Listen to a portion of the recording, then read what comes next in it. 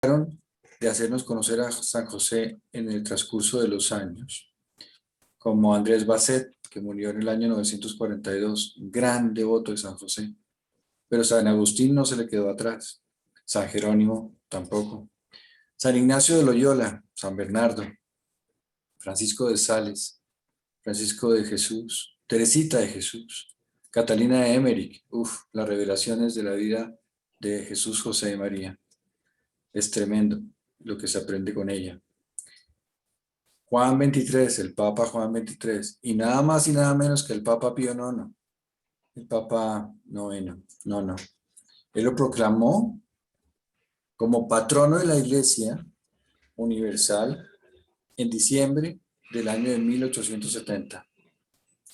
Y pues de ahí saltamos a Papa Francisco, por no enumerar más. Papa Francisco. Miren que el Papa Pío IX sacó una epístola el 8 de diciembre de 1870 y Papa Francisco el 8 de diciembre del año 2020 conmemora, dice que el año 21 lo conmemora íntegro todo a San José en honor a sus 150 años de patrono de la Iglesia Católica, de la Iglesia Universal. Esto como para ir diciendo que San José, pues imagínense el estudio que ha tenido y los honores que tiene hoy en la Iglesia, sin contar pues de lo que hablaremos de los honores que tuvo cuando estuvo en el mundo. Y por eso la charla de hoy se llama así, San José en el mundo. Bueno,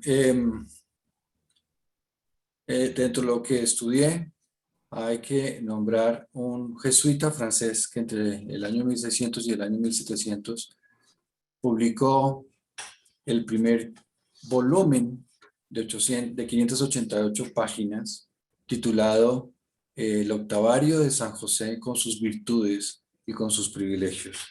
Y se entiende que este es el primer documento oficial que se hace público en el que se resume un gran estudio de la vida de San José.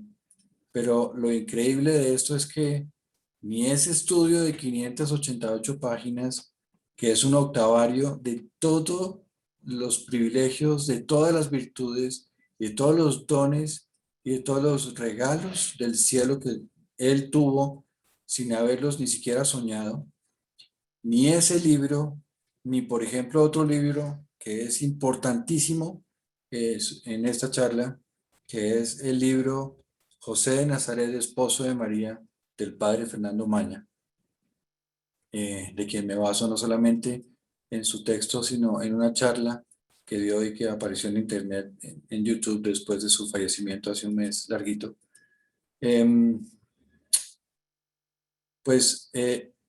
Ni en ese libro tampoco, ni en la Santa Escritura de Dios, la Santa Biblia, ni en ningún documento que se haya dicho, ni por los santos que nombré, ni por quien se quiera estudiar, han hablado de la historia de San José en su vida cotidiana mientras estuvo en el mundo.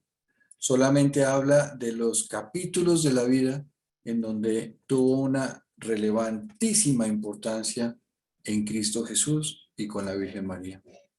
Por eso hablar de San José es tan sumamente difícil, pero también tan sumamente hermoso. Porque entonces todo lo que se ha podido estudiar y leer, y todos los encíclicas y todos los documentos y todas las tesis que se han desarrollado sobre él, pues llevan a una sola conclusión, y es que lo que se puede saber de San José es lo que el Padre Celestial permitió de él. El padre Maña decía que realmente la devoción por el Santo Patriarca comienza a partir del cierre de la Segunda Guerra Mundial. Estamos hablando de nuestro siglo pasado, en los años más o menos 40, cuando entre Canadá y España comienzan a publicarse pues muchas revistas y muchos títulos y tesis doctorales sobre San José, mucha literatura que empieza a vislumbrar esta gran incógnita de siempre, y San José, el padre de Jesús, el esposo de María, pero ¿quién puede conjugar un verbo adicional? Bien, Papa León XIII. Este dato es bien lindo. Papa León XIII, a quien nombré antes, él hace una encíclica papal en el año de 1889. Y en la encíclica papal, la encíclica se la dedica a San José. Y San Juan Pablo II, 100 años después, exactos, hace la segunda encíclica en el año de 1989. Repito, 1889, Papa León XIII, y 1989, San Juan Pablo II. Y adivinen cómo se llamó la encíclica de San Juan Pablo II. Redentoris Justus, el custodio del Redentor. El custodio del Redentor, San José. Bien, como introducción a la charla, digamos que en la vida humana de San José, se sabe que San José desciende del rey David, por supuesto.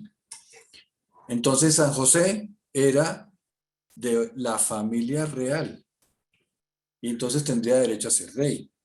Y entonces era heredero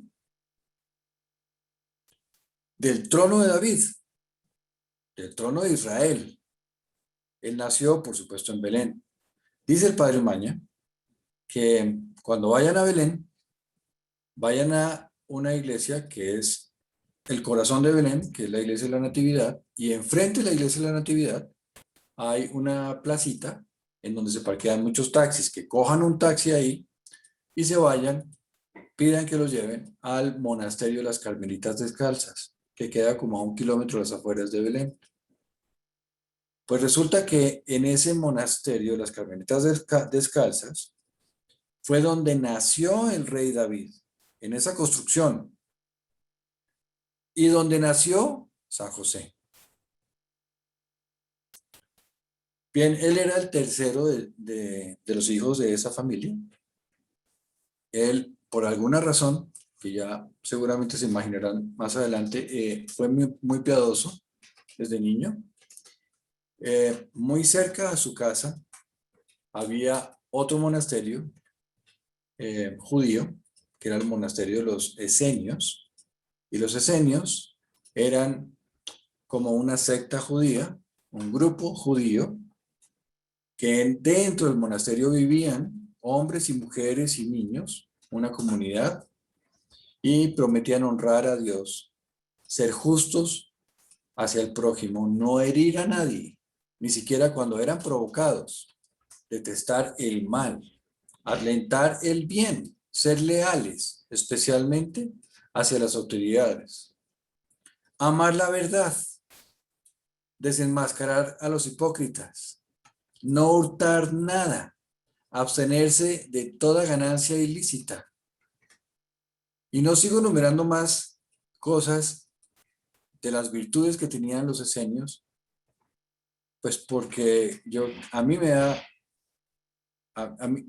cuando leí de los esenios, yo dije, Dios mío, yo quise haber vivido allá, en vez de estar viviendo acá. Porque además tenían una característica, además de todas las preciosas anteriores, y es que vivían en castidad. Así vivieran en pareja, vivían en castidad.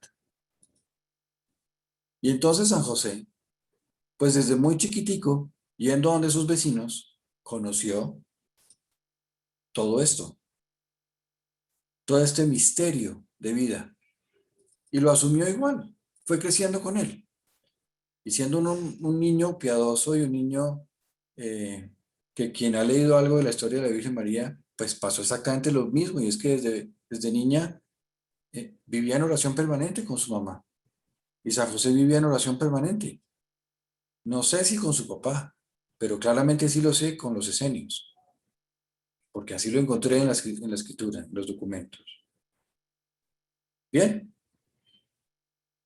Y ahora saltemos a un pedazo distinto, y es que pues la edad del matrimonio de aquellas épocas era hombres entre los 15 y 20 años y las mujeres entre los 12 y 15 años.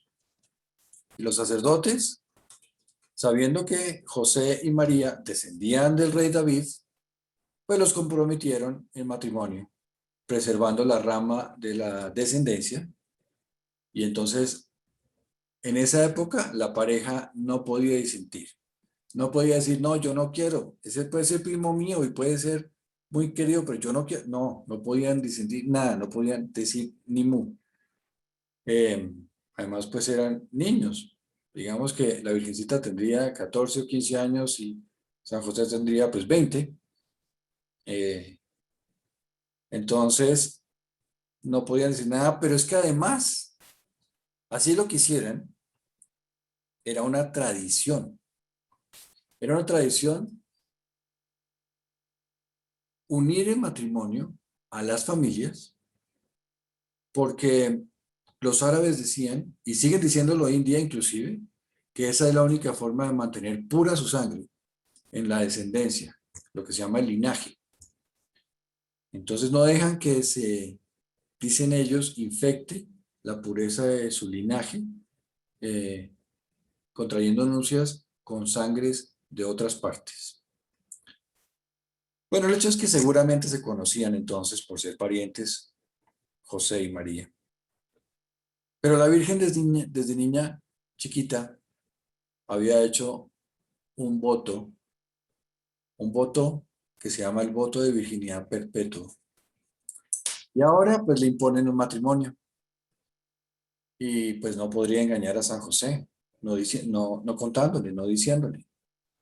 Y tampoco podría quitar el voto, porque esto no sería digno ni coherente con su amor y con su entrega absoluta a Dios.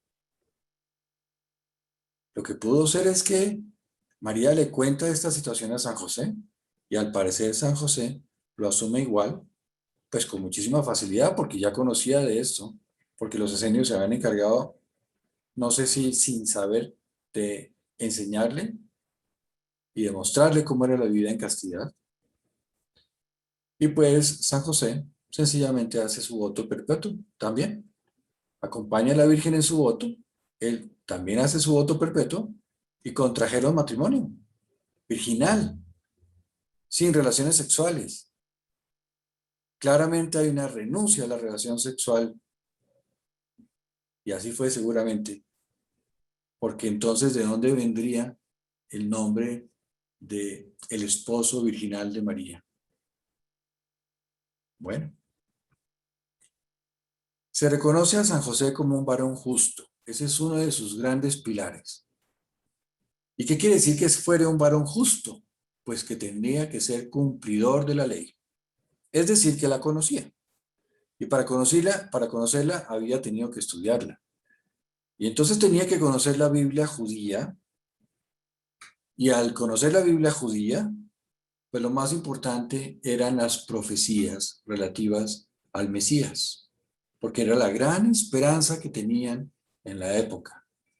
La llegada del Mesías acorde con todas las profecías que venían en la Escritura. Y en especial, el Mesías nacería de una virgen de la familia de David. Eso está en Isaías 7:14 y en Samuel 7:11 y siguientes. Y entonces, ¿qué debió pensar José cuando acepta casarse con María? ¿Qué pensaría? Si es que se estaría casando con una familiar descendiente de David, porque ella cumplía con las condiciones para ser la virgen, que aún no se sabía que ella era. Porque la virgen de la que tanto hablaban los profetas,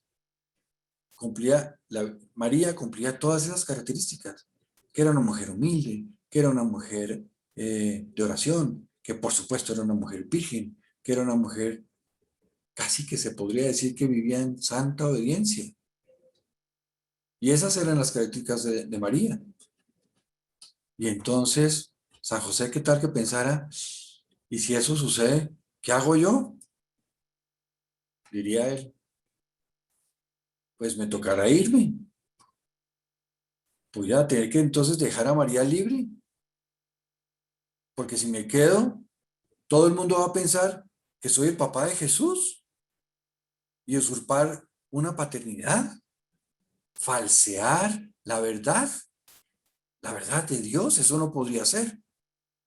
Y peor aún, siquiera pensar en estorbar el plan de Dios. Miren que hay un libro que se llama el libro Los Devotos de San José. Y en el capítulo de las dudas y las angustias de San José, dice,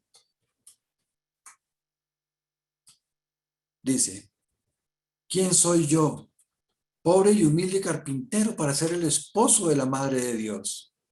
Yo no soy digno de esta casi infinita fidelidad y felicidad, de que el mismo Dios sea habitante de mi morada.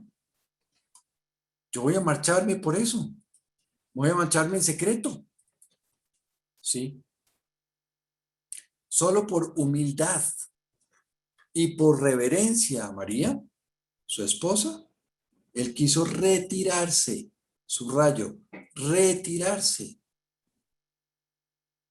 por sentirse indigno de ser la madre de Dios. Y subrayo retirarse, y les pido que tengan esa palabra presente. Ahora van a ver por qué. Bien, pero llega el anuncio del ángel en el sueño profundo de San José y le consuela y le habla con la dulzura y la suavidad que jamás se le habló a ningún mortal. Y entonces San José decidió que se convertiría en el esposo virginal de María y en el padre virginal de Jesús, del Hijo de María. Bien, dejando atrás la introducción, ahora hablemos entonces de José como esposo virginal de la Madre de Dios. Hay un comentario bíblico de Santo Tomás de Aquino. En su lectura del capítulo 1 de la Carta a los Gálatas, el aquinatense, de forma indirecta, acentúa, dice, si el Señor quiso confiar la custodia de su madre virgen solo a un discípulo virgen, no es posible sostener que su esposo no fuera virgen. Y aquí hago una colación a el prefacio de este jesuita del que hablé al comienzo. Entre el año 1600 y 1700 escribió un tremendo documento. ¿Y saben qué era lo que él decía al puro comienzo del libro? De San José se dice que las acciones, las virtudes y los privilegios radican en el misterio de su persona. Bien, se casan, siguen cada uno en su casa, y eso tampoco lo entendemos, ¿no? Como, ¿por qué si ya se casaron? Pues porque José tenía que alistar la casa en la que viviría con su esposa. Era su casa, pero era donde vivía él solo. Y María vivía con sus papás. Y les anuncian, oigan muchachos, ustedes quedan comprometidos en matrimonio. Se casan el próximo sábado en la iglesia. Y ellos dicen, por la voluntad de Dios, pues se casaron a los 8 días. Eso no es como ahora que los preparativos y el vestido de no sé qué, y los 500 invitados de no sé qué, y las tarjetas de invitación, y los permisos que van hasta Roma y vuelven, y que la iglesia está copada y que no tiene turno, y que vaya, consigue y se demoran 6 meses. No, no, no. Esto era, se casan dentro de 8 días, muchachos. Vamos a tomar la decisión. ¿Quién va a ser el esposo de María? Vengan para acá. El hijo de Pepito Sutano Prensejo. Y fueron 12, y ya vamos a hablar de eso. Y a los 8 días, ¡pum!, se casaron. Y se casaron. Y entonces San José sigue viviendo en su casa, mientras la alista para recibir a su nueva esposa, a María, en su casa. Y en esos momentos, en esas noches, pues llega la anunciación. Miren que siempre nos dijeron que la Virgen no le dijo a San José nada. Y llegó la anunciación, y acto seguido, se fue a visitar a su prima Isabelita. Y al regresar, oh sorpresa, San José, mi esposa está pipona. ¿Cómo así? ¿Qué pasó? Pues entonces se dice que pensó que había sido un adulterio y entonces decidió repudiarla, repudiarla en silencio para respetarle la vida, por respeto al mandato de Dios. Esta tesis se cae totalmente por falta de discernimiento en lo que significa un matrimonio perfecto, un matrimonio santo, un matrimonio virginal, en el que no hay secretos, en que cuando se unen la anunciada en la profecía con el escogido para su custodia, ¿cómo pudo ser que le ocultara el anuncio a su marido? ¿Y cómo el marido la repudiaría si este era un matrimonio santo y virginal? Tiene todos los elementos para ser el matrimonio perfecto. Y solo esto, y solo por esto, lo que sucede cuando la Virgen le cuenta a su marido que le ha ocurrido el anuncio, dice San Juan Pablo II, que San José fue entonces el primero en conocer el misterio de la encarnación. Y esta es una importantísima afirmación en su epístola. Gran legado para la historia del hombre, porque él jamás pensó en repudiarla. Fue el primero que conoció el anuncio de Dios sobre el Mesías. Al contrario, fue el primero que tuvo el honor de saber que venía el Mesías y que él sería el padre del Mesías. La confirmación de la profecía.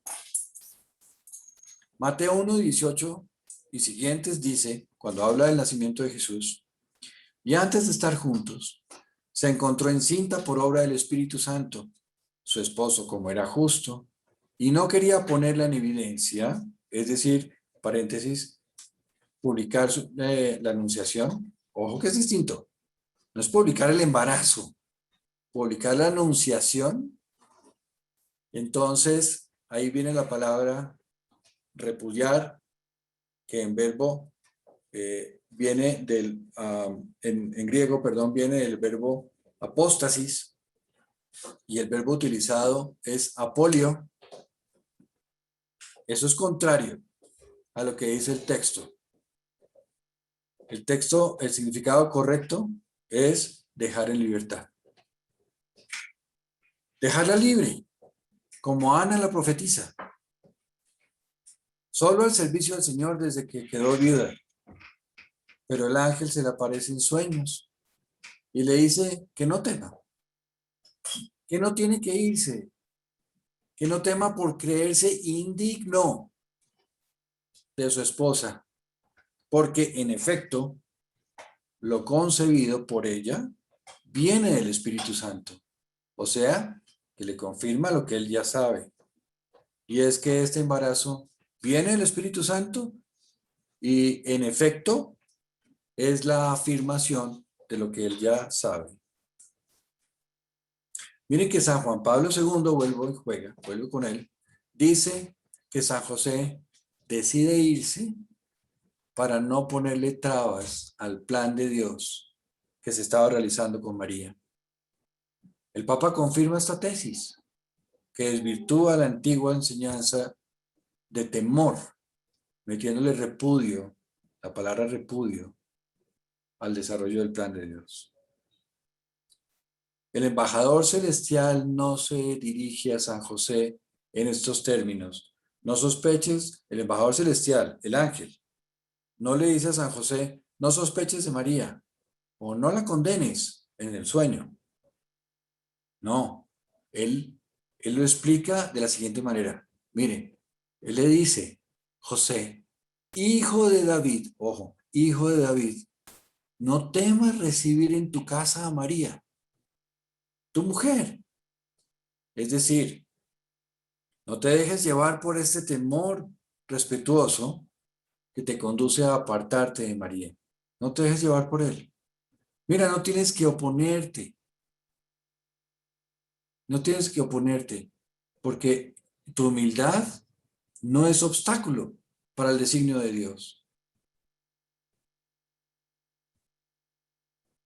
El sentimiento que tú tienes sobre ti mismo no debe ser un impedimento para que sigas viviendo con la Madre de Dios.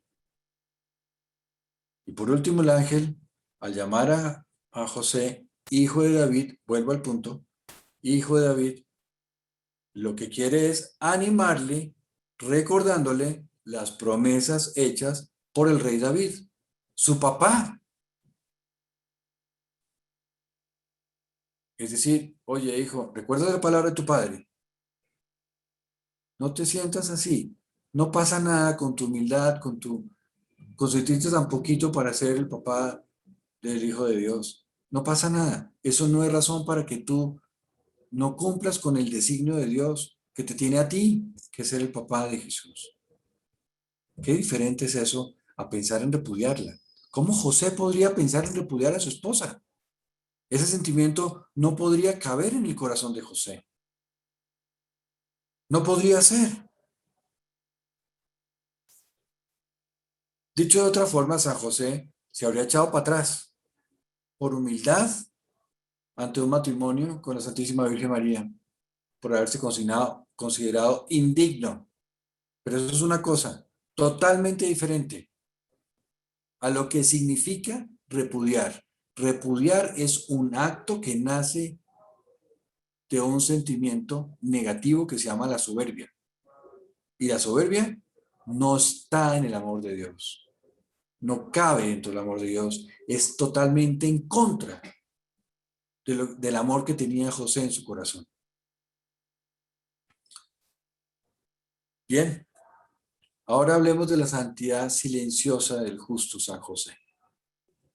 Porque también se dice que él era justo, pero que también otra de sus enormes características es que era el hombre del silencio. ¿Y qué significa ser el hombre del silencio? El silencio en San José es inseparable. En primer lugar, digamos que se puede afirmar que José es silencio, pero no un silencio cualquiera, sino un silencio de amor. Miren que ni la noticia de la anunciación, tremenda, ni la aceptación del embarazo de la Virgen, ni el gozo que le invadió su corazón cuando encontró a Jesús después de 3 días de tenerlo perdido, le hicieron romper el silencio. O es que alguien sabe de una palabra, alguna queja, algún pronunciamiento que haya tenido San José. Y ya les voy a decir qué dice los textos sobre ese silencio. Pero antes es que debo decir que el silencio de San José, lejos de ser el de quien no tiene nada que decir, es el silencio del hombre que habla con Dios. Es el silencio de un estático ocupado solamente de amar a Jesús. Es el silencio de quien prefiere hablar de los hombres a Jesús que a Jesús de los hombres. Es hermosa la aclaración que hay en un texto que dice: jamás ha existido nadie con quien Jesús haya conversado más largamente ni más dulcemente que con su Padre visible, San José. Y nunca se ha conocido de un padre que haya tenido tanto placer con un hijo como José lo tuvo al conversar con Jesús.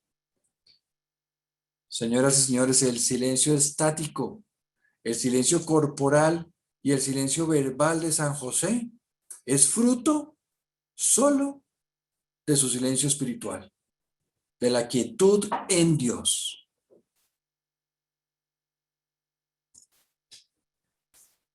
Ahora hablemos un poquito de la vida de San José en general. Pues se le reconoce como una figura que se transforma en un hombre admirable por ser sabio, prudente, inspirado por el Espíritu Santo. obediente, dócil, humilde. Uf, y puedo enumerar, yo qué sé, cuántas más. Em, Fíjense que él se levanta de inmediato, a medianoche o a quién sabe qué hora elevada de la noche. Toma a su niño y a su esposa. Se meten en un desierto, algo así como 1000 kilómetros, y no estoy diciendo mentiras, como 1000 kilómetros que hay entre Jerusalén y Egipto, a pie y en burro, casi 2 meses caminando para llegar a Egipto. Se instalan en un pueblito que se llamaba Matarea. Más o menos duran 3 años y medio allá, que son los primeros 3 años y medio de Jesús, porque allá siguen escondidos de Herodes. Y cuando muere Herodes, vuelven a Nazaret. ¿Y por qué vuelven a Nazaret? Ya algunos lo contestaron en sus mentes. Otro anuncio del ángel. Vuelven a Nazaret, donde pues Herodes ya ha muerto, pero no su hijo, que se llama el rey de Arquelado, tenían poder.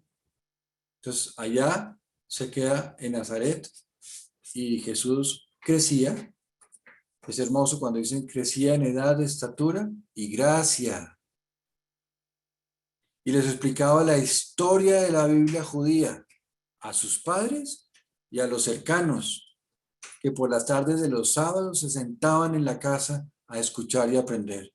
Jesús, desde pequeñito, ya empezaba con su catequesis, con su enseñanza sobre la historia de la Biblia judía, sobre cómo era la historia del hombre.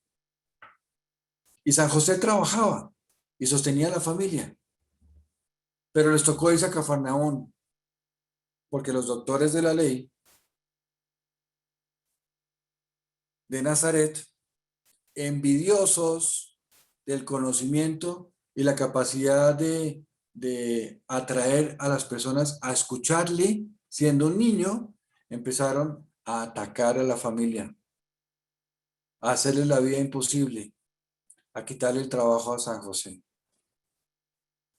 Y entonces les tocó irse. Y se fueron para Cafarnaún. Y allá en Cafarnaún entenderían el significado de las palabras de las profecías de Isaías, cuando decía que al Mesías lo arrancarían de la tierra de los vivos y sufriría los dolores más terribles. Entonces Jesús va creciendo y ya va enseñando la Biblia judía y comparte con los doctores de la iglesia la confirmación de las profecías. Demuestra los hechos de la historia sobre los anuncios de los profetas. Y llega el momento. Y llega el momento en que les anuncia a sus padres que se acercaba la hora de irse a predicar. En ese momento, dice la historia, San José entendió que le llegaba el momento en que iban a matar a Jesús. Porque Jesús les había contado cómo sería la historia y los momentos de vida que él viviría a partir del día en que tomara el llamado de salir a llevar la buena nueva y cómo terminaría su vida. Y en el momento en que Jesús le dice a sus padres, ha llegado la hora de empezar, San José entiende que ha llegado ese momento de empezar a restar los días para ver la muerte de su hijo, Jesús. Y Jesús no le dice, no, papá, tranquilo, eso no va a pasar.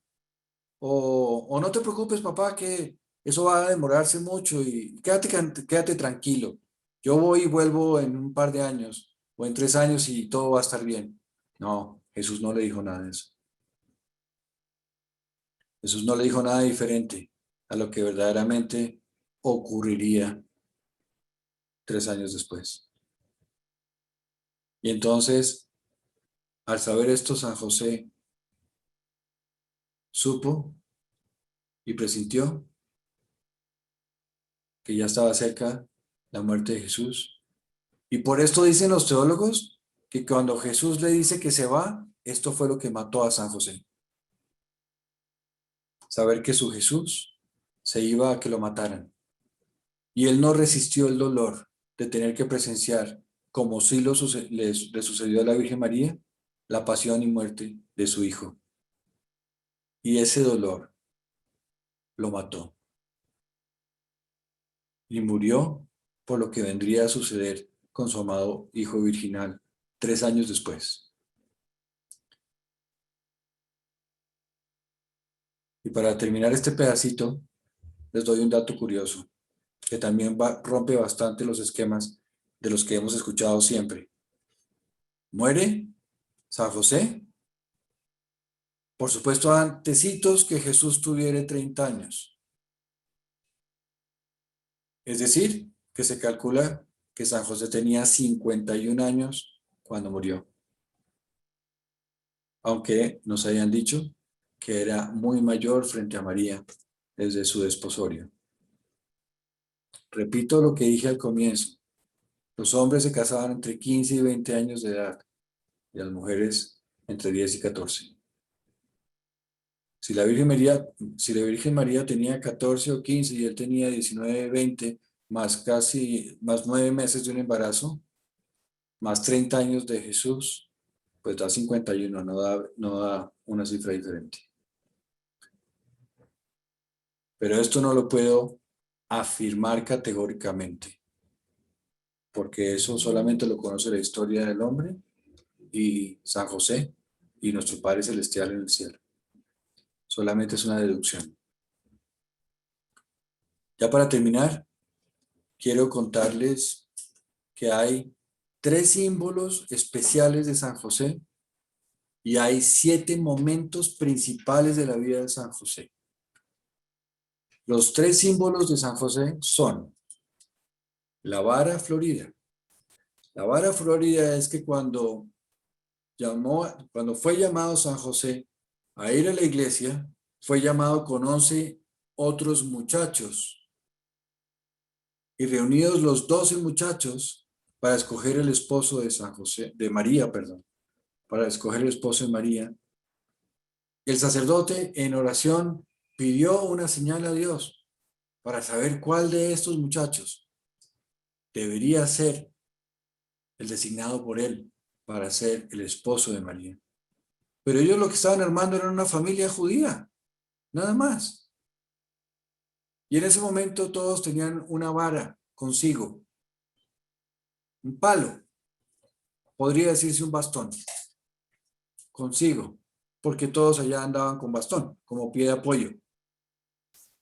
Y la vara de San José, en su parte superior, floreció. Floreció con un lirio. Y esa fue la señal del cielo para decir que él era el escogido por el cielo, el preparado desde antes de nacer para tener esta tarea preciosa de ser el esposo virginal de María y el padre putativo de Jesús. El segundo símbolo es el serrucho. El serrucho.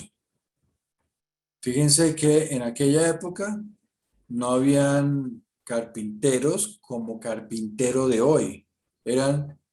Tenían una profesión que se llamaban arquitectum. Y no vamos a entrar en gracia discusión sobre el significado de la palabra, que obviamente nos lleva hoy a un español bastante sencillo, para compararlo contra un simple carpintero. Recuerden que él decía, ¿y quién soy yo, un pobre y humilde carpintero, para ser el padre del Hijo de Jesús, de Dios? Y el tercer símbolo es el cayado. El cayado ya no es un bastón, es un bastón largo con una curva al final, que es el bastón de mando.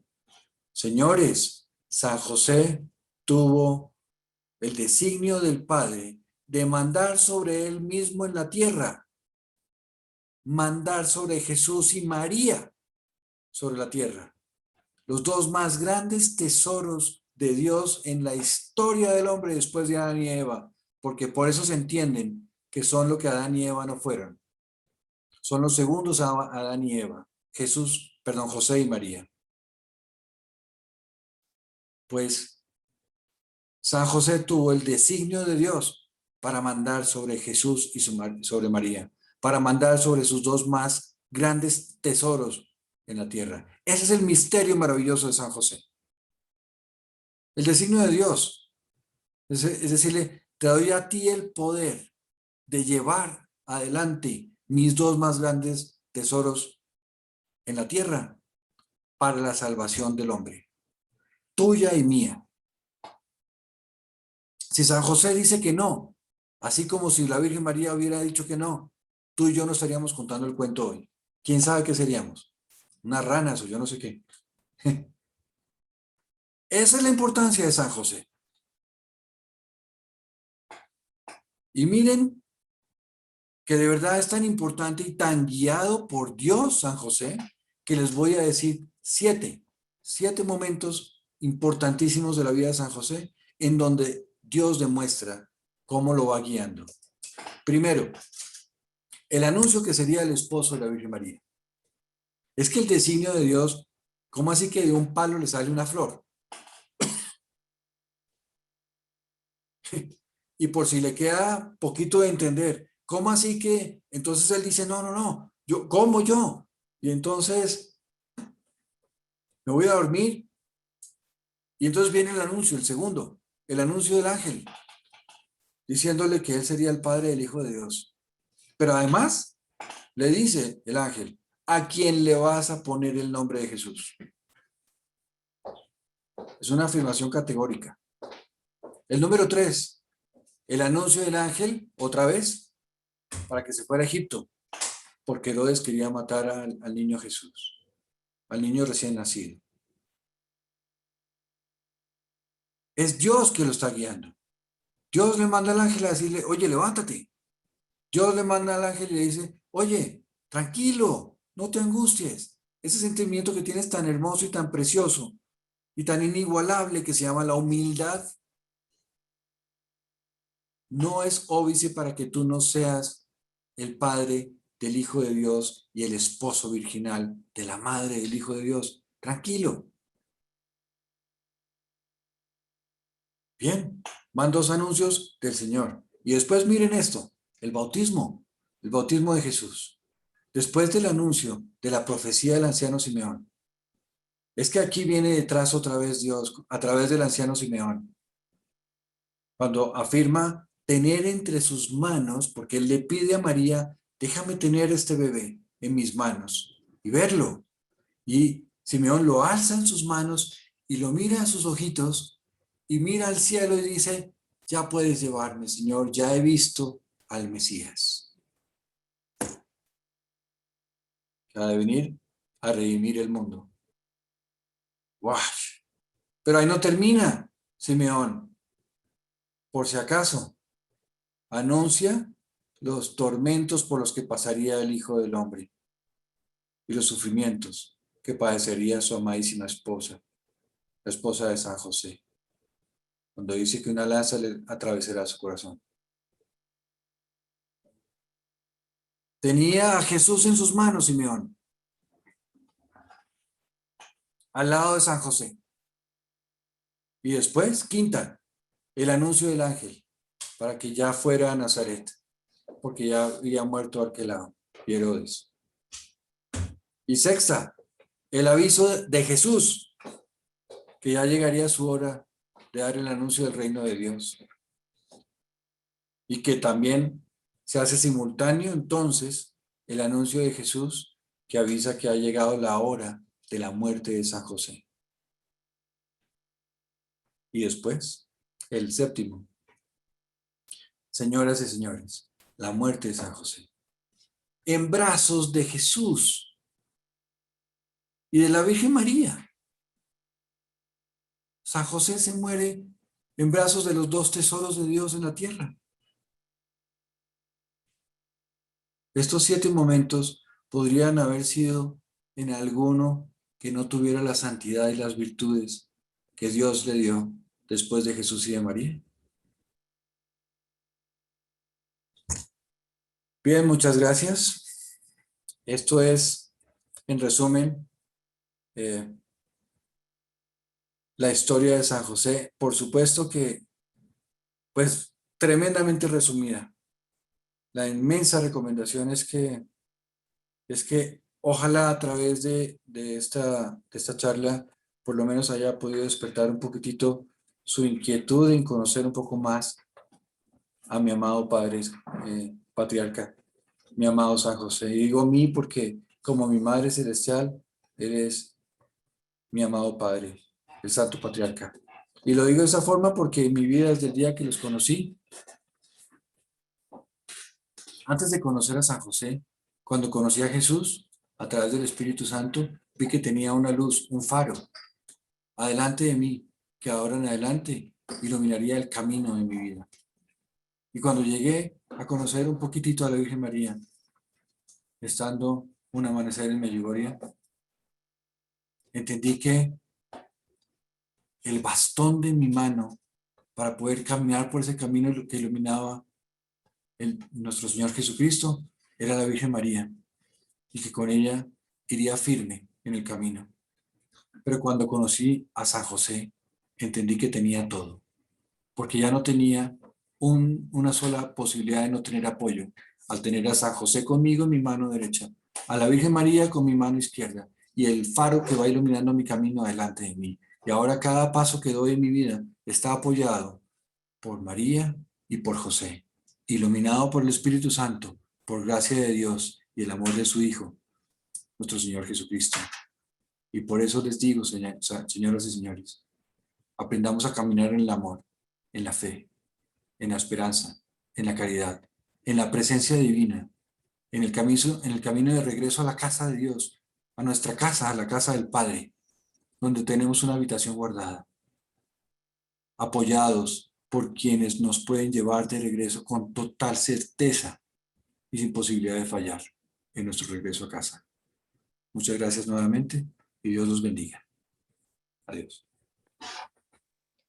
Gracias, Andresito, por esta catequesis, por estas enseñanzas y por estar hoy acá acompañándonos. Gracias, Andrés, excelente. Quisiéramos preguntar, ¿tenemos 5 minutos para atender preguntas? Por mi lado, claro que sí. Perfecto. Yo creo que podemos cortar la grabación, Anita.